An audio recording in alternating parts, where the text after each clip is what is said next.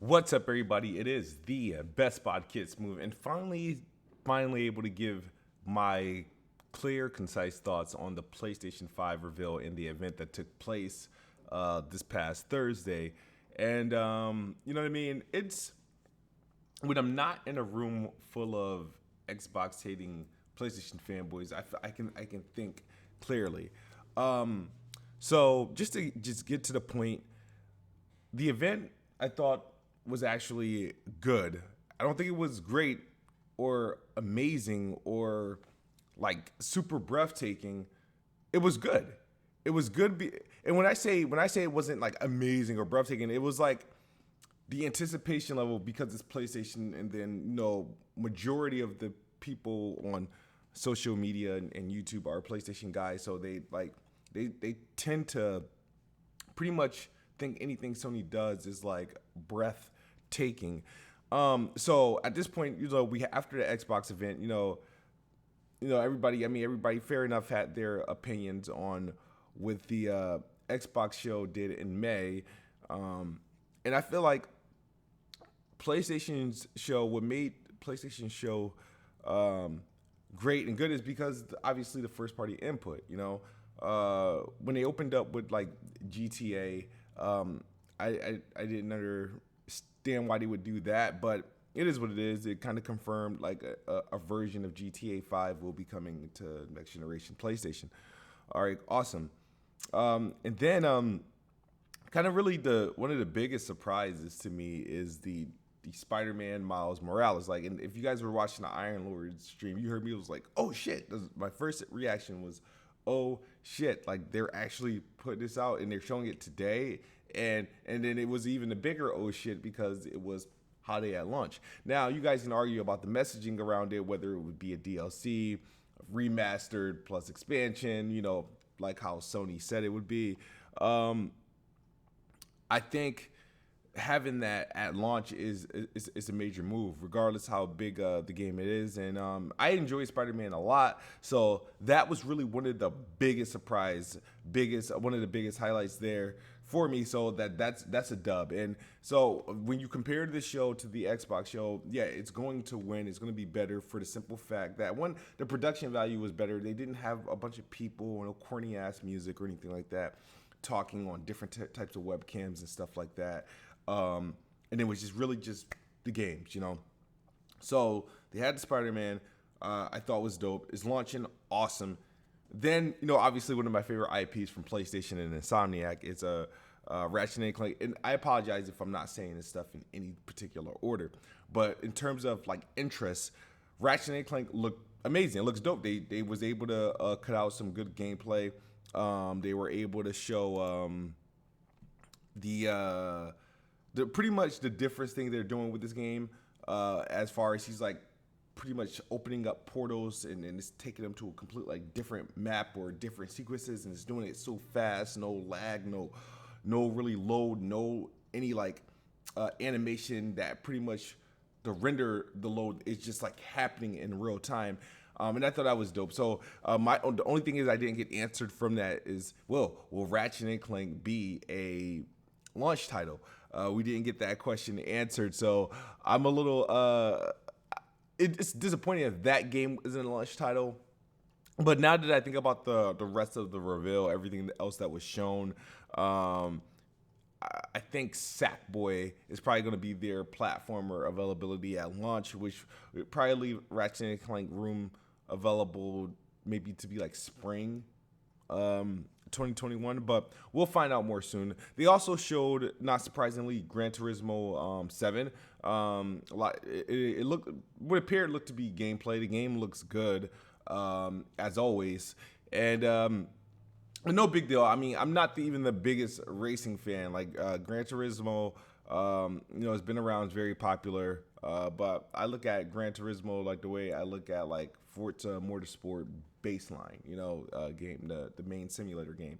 But that was cool, but it was also expected. I don't know how many times I predicted Gran Turismo 7 to be at a PlayStation event for the PlayStation 5.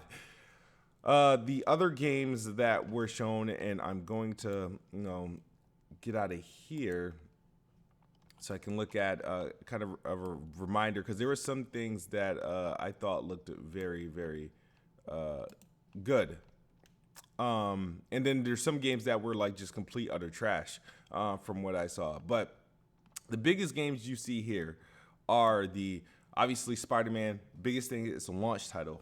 Spider-Man Miles Morales. Miles Morales. The biggest thing I know I have to get this obviously day one because Miles Morales is my son's favorite Spider-Man. He loves the Into the Spideyverse. He loves the costume. He has like 3 of them. And I took a liking to Miles Morales too, so I'm definitely gonna give it a try. Ratchet and Clank, Gran Turismo. They closed the show before revealing the PlayStation 5. They closed the show with Horizon Forbidden West, which, come on, this was no secret. Wasn't a surprise. Does it look good? Yes, but we didn't see any type of gameplay. They didn't show Horizon Forbidden West like they showed Horizon Zero Dawn. This was all cinematic, likely an engine. It kind of showed the locations of everything, the locales, different environments. Looked like she had desert type levels, underwater type levels. Looks interesting. You know what I mean? I know there's people like Jason Schreier. Talking about, oh, we seen the best looking game of all time in Horizon Forbidden West, and it was like, I mean, every cinematic trailer looks awesome. Like really, really awesome. So I don't know how you can pass a judgment like that. Do I doubt Guerrilla Games will make Horizon Forbidden West look awesome? No, I do not doubt them. The Decima engine is pretty dope. They created something like spectacular. I'm surprised a lot more PlayStation titles aren't adapting that engine. But Horizon was one of my favorite PlayStation IPs this generation. I'm not afraid to say that. I thought it was good. Like I said, I'm not the biggest fan of Aloy, but maybe they'll give her some more character, some more charisma in the second game. But I'm looking forward to it. You know what I mean? We don't know when this game is coming out, but I think being that of all PlayStation first party studios, they dropped pretty early, so I can see this being a 2021 release at some point. Returnal is from House, I believe, from House Marquee. The game looks good, and they might have like confirmed the acquisition of Housemarque in this trailer, because they put the whole PlayStation Studios logo on the video, so that has everybody hyped. Looks decent, you know what I mean? Sackboy Big Adventure. It's a 3D platforming adventure. This is a game I personally would play. You guys know one of my favorite platformers on PlayStation outside of Ratchet and Clank, because they only really dropped one Ratchet and Clank this entire generation, and that was the one for the movie, was Knack. And so there was no Knack at this event, which is the reason why this show is not getting like a 10 out of 10 for me. Sackboy Big Adventure, I will enjoy it, but a lot of people that make fun of me for looking forward to games like Minecraft Dungeons and freaking even having a little bit of interest in Grounded, they'll pretty much see PlayStation reveal Sackboy and act like nothing happened. So I'm gonna be on their nuts about this one. You know what I mean? And pause. Why did I say nuts? But Sackboy Big Adventure, it looks good. I mean, it didn't get me utterly excited because I don't like Little Big Planet. I'm not a fan of that series, but if you I don't care, you take that character and just give him his own regular fucking adventure game that I can just play through, cool, whatever. I'll probably rock out with Sackboy. It's probably a launch title, and I could use that if Ratchet and Clank is not going to be a launch title. The other shit that they shown, honestly, Astro's Playroom, I really don't care about that. Remember the last Playroom they had was like a porn show on PlayStation After Dark. Buzz Snacks, that's the game I call Strawberry Simulator. I was looking at that game, thought it was interesting. People thought, wow, Bug Snacks. People make fun of Grounded, and here they are, PlayStation 5 big event, a show where they had to cut content. They have room for Bug Snack, Strawberry Simulator, corny looking game. The Deathloop, didn't really care for that. Demon Souls, I know a lot of people been, hyping Blue Point's project. It was rumored to be Demon Souls for a long time, and then that random Bloodborne story came out, and it was confirmed again to be Demon Souls as they revealed it. Honestly, I've never played the first Demon Souls. I I have no interest in Demon Souls, but it's a fan favorite, so I can understand why others are watching, but it didn't do anything for me. But I understood why a lot of people were hyped about it, and they finally got the confirmation. But it was no surprise. We kind of expected Blue Point's game to be there, and it's been rumored to be Demon Souls for quite a while. Ghostwire Tokyo, that game was shown before, so I don't know if this is going to be, I believe it's a cross-gen title, but looks okay. It didn't look super special at all in terms of like graphical fidelity. Godfall, you guys know, I expected Godfall to be there. It's PlayStation's launch title. It's coming out for PC as well, and it's expected to make its way to the Xbox probably within a year. These games, it's like I want to like them, but I don't keep up with looter games a whole lot. And what happens is, with the looter games, once I fall off the wagon or fall on keeping up with the game, I'm behind, and that's why I don't really have interest in a game like that. I don't know if I can't stick to a commitment for games like that. Goodbye Volcano High, garbage. Gran Turismo 7, like I said, we knew that. Grand Theft Auto, I don't know why it was shown. That could have been an announcement on Twitter. Hitman 3, it's multi-plat. I'm not a big fan of the Hitman series, but it is what it is. Jet, The Far Shore, trash. Kena, Bridget Spirits. I was feeling a certain way when it came when they were first shown, but then after they got to the gameplay montage, I was like, okay, I fucks with Kena. I'll definitely. That's a definite. Little Devil Inside, Marvel Spider-Man, like we talked about that. NBA 2K21, they did what Madden did to the Xbox event. They had a Zion by himself in the locker room, a video game version render of it, a lot more sweat, no sort of like gameplay or anything like that. But if you saw what 2K did in 2014 with the 2014 title when it came to next gen, I trust them to have a leap. So I expect 2K21 to look good on the PlayStation 5 and Xbox Series X. Outer World Soulstorm, there's not an Outer World game that I actually enjoyed. This game didn't look any better. Pragmata, Capcom's new IP, looks dope, but we didn't really even see gameplay or anything. It was just a super graphical cinematic trailer, and one of those, I don't know what's going on, Death Stranding type trailers that took place with this game. Project Athia from Square Enix, that looks dope. Looks next gen, and it has reminiscent of that Unreal Engine 5 demo they showed a few weeks back. So Project Athia was definitely a highlight for me.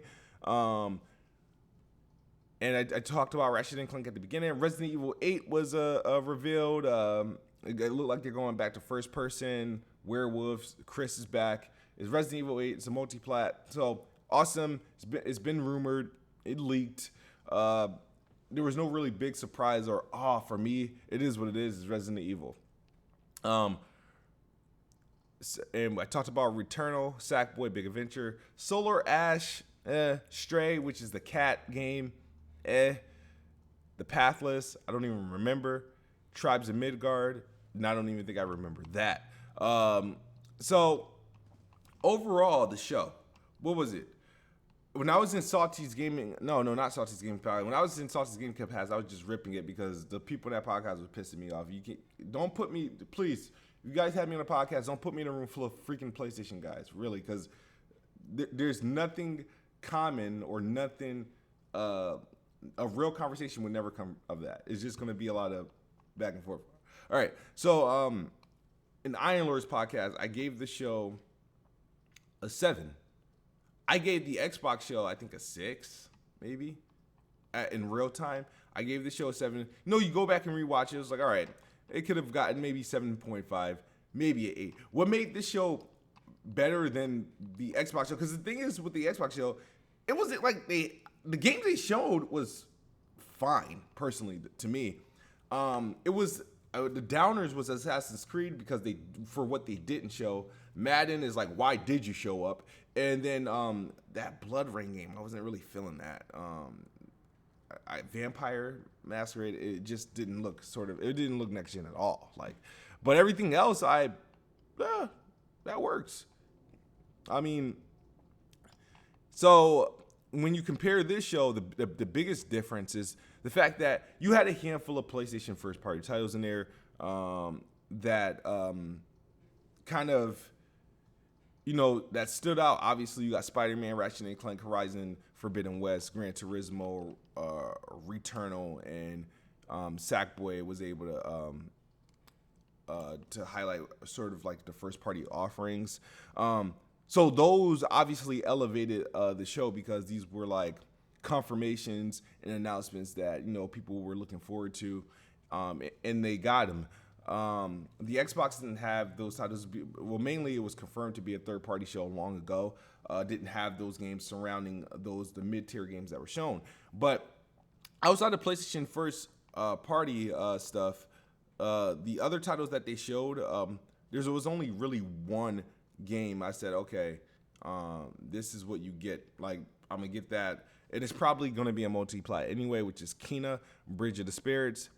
And then of course Project Athia. So those two like stood out that aren't like PlayStation first party titles. But when I look at the Xbox show, Bright Memory Infinite, the Medium, what else? The Accent. There was a handful of games, and none of the games shown were Xbox from Xbox first party. So I felt like they had like a same amount of games, or even at the Inside Xbox show had more games that I was like, oh yeah, I can mess with it. From what I can recall from the Inside Xbox, I don't recall any like of these kitty looking games that showed up. But that being said, reason why I scored PlayStation show higher is because of obviously the first party games that are there. The fact that they showed the console, like I said, if they didn't show the console, they would have lost actually a point or two, because that's what I'm there to watch it for. So they showed the console, and not even just the console, they showed the new headphones, the new 3D camera that they're going to be selling you, the little media remote, for your TV that they're going to be selling you. So the console itself, I mean, you guys, when I saw the console, the first thing I thought of was a freaking Netgear router. I tweeted that. That tweet blew up. The console just how I feel about the controller. It's something that looked like concept that you thought you'd never see, and it's actually legit. And the surprising thing is that they have two SKUs. They have the one with the disc, and they have one that's going to be completely digital. I thought these PlayStation guys were against all digital editions. I mean, the Xbox SAD was made fun of, and the Lockhart, which is supposedly digital as well, was making fun of without even being shown yet. But here we are. We have the PlayStation 5, and then we have the PlayStation 5 digital edition. Like I said, you guys know how I feel about the controller. I think the controller is pretty much it's dope because it's futuristic. It's different. It doesn't look like anything before it. The console looks like no other PlayStation before it in any way. I mean, the memes on this thing is kind of crazy. It looks it looks sleek, but it looks actually pretty big. And when I say big, like this might be like the tallest console of all time, honestly. When you come, and I can't wait till they get the live in-person shot. Maybe they'll send a mock-up to Digital Foundry or somebody and stand it next to a Series X or an Xbox One or a PlayStation 4 Pro, whatever. This is probably going to be like the tallest console. So honestly, when I thought I was going to be moving my consoles back to TV, I'm contemplating getting a new TV or new monitors. My consoles might be next to monitors where they have space to stand up properly. Both these consoles are fairly tall. I'm probably going to be standing them both up like how they're displayed, because this thing laying down, even though it can be laid down, you probably have to use that platform so it can sit flat, because that shit is all curvy. It looks like an ice cream sandwich laying down, or like a taco, a soft taco laying down. I'm probably going to stand these consoles up for sure. And if I'm going to be doing that, I'm going to either need a bigger entertainment system, or I'm going to have like them on my desk, one over here, one over there, and then and I have to get two FreeSync HDR monitors, 4K HDR monitors that does over 60 hertz, and dedicate each monitor to each console if I'm going to do that. So I'm definitely going to cop. I'm curious on the cost. There's too many prices leaks. A lot of people are saying the digital edition is going to be $400. I kind of doubt that. I saw something that said 600, another thing that said 700. I doubt $700. I'm thinking it's going to be somewhere between $500 and $600 at like a midpoint. I think something's going to be $499 and something's going to be $549, or maybe it does five. If this the only difference between the digital and the standard is the disk drive, then it should be no more than a $50 difference.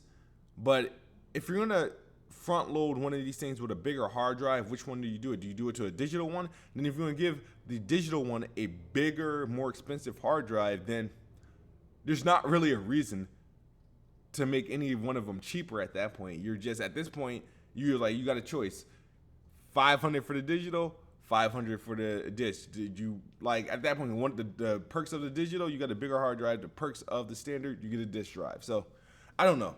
But you guys, you PlayStation guys have more insight on what Sony might do. Will I buy the console? Yes, and I expect to get it day one. The launch titles are looking pretty anemic. Gran Turismo 7 was not confirmed as a launch title at least from what I saw. The only confirmed launch titles were Spider-Man, which was argued to be like DLC expansion, but it's a standalone game similar to the vein of Uncharted Lost Legacy, so I can rock with that. Sackboy Big Adventures, I believe, is the launch title, and some of these little weirdo games are launching with it. And Godfall is a launch title, so I can see myself, obviously, Spider-Man and Sackboy. Godfall I might do for politics, but I don't know so many people who's going to be up on that. So for guarantees, for me, is Sackboy Adventures, and Marvel Spider-Man, and whatever third-party title that comes out that I think I want to play on the PlayStation 5. But we got to know that cost. We got to know that we got to know the cost. We got to know the release date. And I'm happy that they showed all that they got with hardware, and that they confirmed that they have 2 SKUs, so people can now get off Xbox back for their rumored SKU. And now I'm curious to see what the Xbox does in July, and how they move forward with Lockhart. Now, the thing about the PlayStation 5 and their 2 SKUs is that it's still the same system. One is not weaker than the other.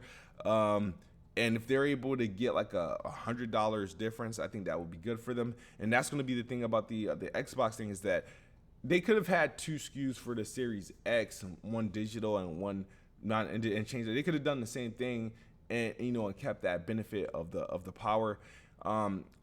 Being that if the Lockhart is real, then it definitely has to be cheaper than the all digital edition of the PlayStation 5. For the simple fact, it's not going to be as powerful as that PlayStation 5. And yeah, it's not going to be as powerful. And then you got to see where the Series X falls. So I think regardless if the Lockhart do exist, we're looking at a $500 Series X and a maybe a $300 Series S. And I think both these consoles here are going to be between, honestly, I still think they're going to be between $500 and $600, $500, $550, or $450, $500. Who knows? But let me know your thoughts on my opinion of the PlayStation 5 reveal event. Like I said, it's like a 7.75. The thing that really did it, console reveal at the end, and they showed their first parties really carried the show. The middle stuff, not really for me, and to my knowledge, not really for the PlayStation crowd that shits on the Xbox all day. But it was good. I enjoyed it. I enjoyed it better than the Xbox show.